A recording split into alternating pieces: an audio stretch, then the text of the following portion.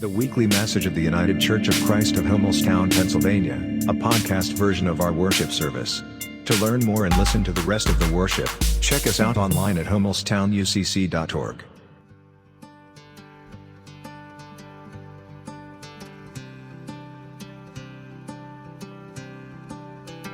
A few more words as well from author Margaret Atwood. Water does not resist. Water flows. When you plunge your hand into it, all you feel is a caress. Water is not a solid wall. It will not stop you. But water always goes where it wants to go, and nothing in the end can stand against it. Water is patient. Dripping water wears away a stone.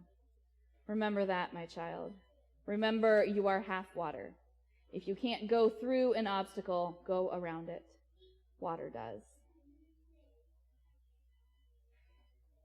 There is a TV show in the UK called Taskmaster, where celebrities, comedians, are asked to do some simple to complex tasks with a very small amount of information. For example, they're given or shown a tub of water and told to empty it as quickly as possible, without taking the plug out, without tipping it, without damaging the tub.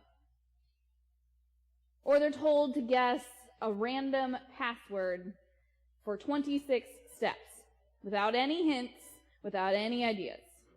Or a particularly interesting one, to paint a portrait of a horse while riding a horse. They're given tools, they're given a single piece of paper that gives them the directions, and they're given the ability to choose how to accomplish the task. Where the humor comes in is, of course, in the way in which they do complete the task, and the commentary afterwards as they sit in a theater having to watch the video back and explain themselves. It's rather silly and fully entertaining. And it makes you wonder how you would complete it if you were given the task. For example, if you were sent into a room and told to eat the most watermelon you could in a minute, but you walk into that room and there are no tools to cut it open, no spoon, what would you do? Yes, the answer is to smash it against the table and eat it with your hands, in case you're pondering that one right now. Or as one of them did, to smash it on the floor and then to crawl onto the floor to eat the watermelon. Why you wouldn't put it on the edge of a table, I can't tell you. So, while it's not a direct correlation to our story from Exodus, it speaks to this confusing, frustrating, and yet wonderful reality that these former enslaved people are living in the desert, wandering on trust and promises, thinking they have the tools, but always making mistakes.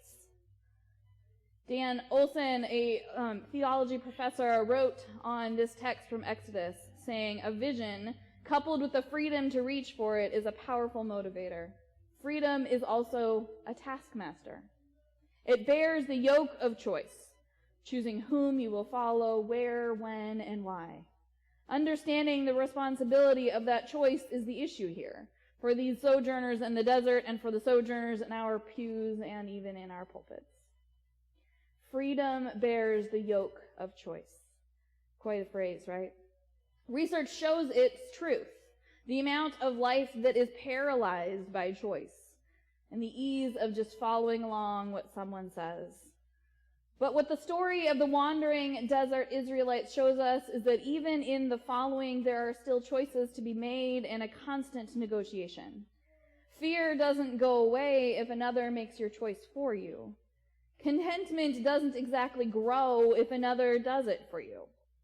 This story about the miracle of water from the rock is a story created to answer a question about where God is and how we can find proof of them. And it's told to a people who knew oppression and injury firsthand as much as they knew freedom. When the temple in Israel was destroyed, when the Israelites were forced into exile, they kept holding their promise before them that God was with them. Stories they had told themselves. And so they retold these stories again and again to tell them of God's presence in times of need. in so much need.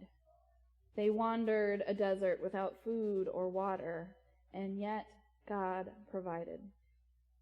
God connected them through the water.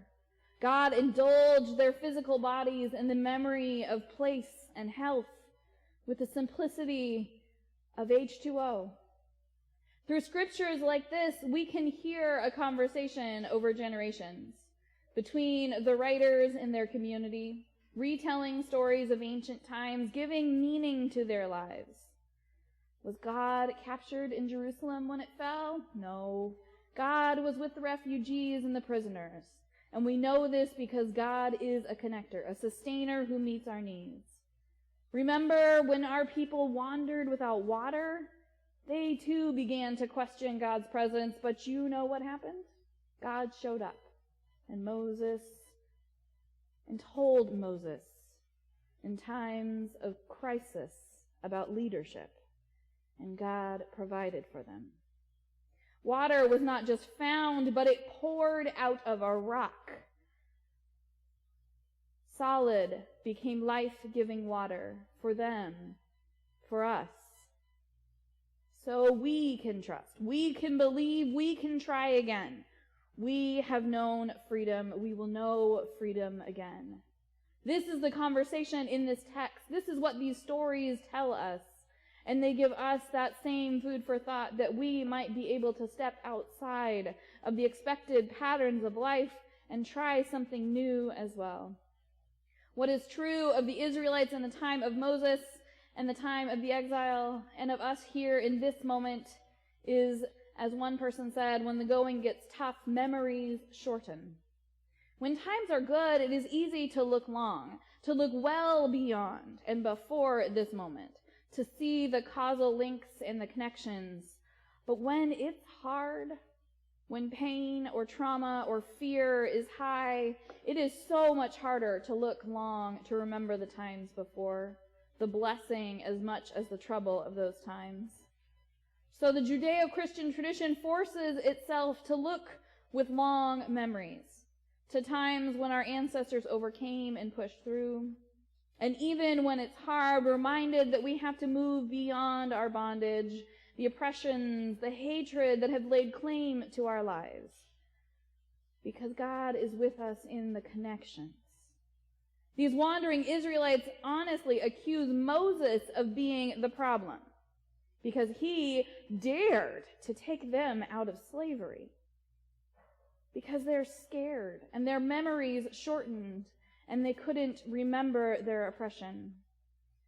And especially when we are so used to our oppressions, as these people would have been, we internalize them.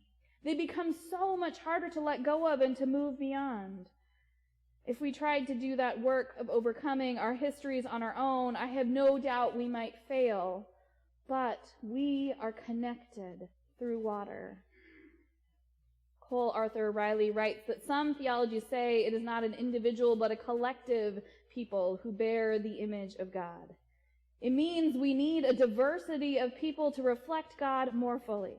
Anything less and the image becomes pixelated and grainy, still beautiful but lacking clarity. If God really is three parts in one, like they say, it means that God's wholeness is in a multitude.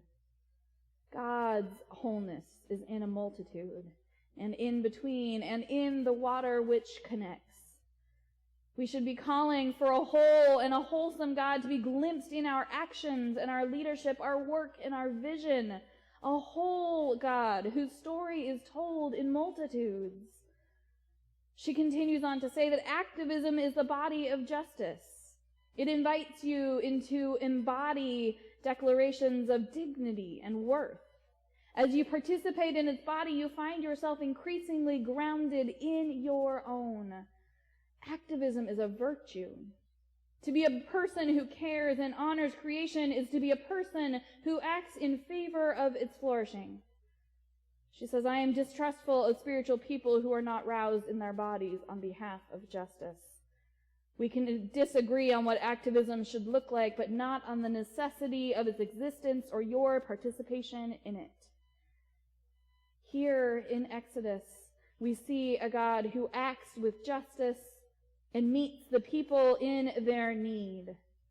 When people complain and ask to be returned to the forces of death, when faithfulness is tested, God moved in the water to connect, to deliver, to offer salvation, not just to the soul, but to the body, to the care of God's own creation. Activism and justice and flourishing must ensure the existence of the individual and the collective are possible. And this is how God provides it when they show up in the flowing water from solid rock. When matter transmutes, God shows the steps of faithful leadership to Moses so that he might teach others, so that the community might go on. If we were to break down God's words in this passage, we would see some rather applicable life skills at work. Start with centering prayer. Take stock of the tools and skills you already possess to solve the challenge, and find the solution in the company of some trusted fellows. Moses prays to God, is told to take his own staff, and then to take the elders with him and to hit a rock. In this they find salvation. They join in community, they find their skills and tools, and they face the challenge. And they offer us a reminder of trusting even when it seems impossible. This is the core message of this text. The core message of the text of the woman at the well. Trust, trust, trust. In the church community, as in the early Israelite communities, we have much we can gain by listening to these stories and becoming followers who question well, who see the choices that abound but are not overcome by them, who can see with a long memory to learn and listen and light up the world with God's shining vision. Freedom can be a taskmaster, and yet freedom to choose, the freedom to be our true selves in each encounter is an unmeasurable gift. To be a people of water, living water offered to the Samaritan, miraculous water offered in the desert, is to be willing to flow with time, with that unmeasurable gift of freedom, to find a place in the world that is calling for your unique perspective, and to dig in. As we heard from author Margaret Atwood, water does not resist. Water flows. Water is not a solid wall. It will not stop you, but water always goes where it wants to go, and nothing in the end can stand against it. Water is patient. Dripping water can even wear away the stone. With the freedom to choose, we are offered in God. With the freedom of community that we are offered as people of faith, we are patient. We are kind. We want nothing more than wholeness and flourishing. We are a people of the water. Amen.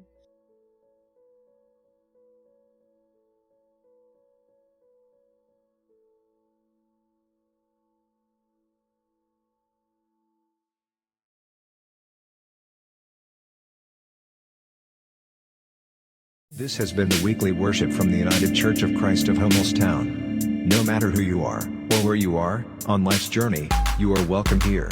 Join us online or in person, at 104 East Main Street in Hummelstown, Sundays at 10:30 a.m. Thank you for listening today. We look forward to your fellowship.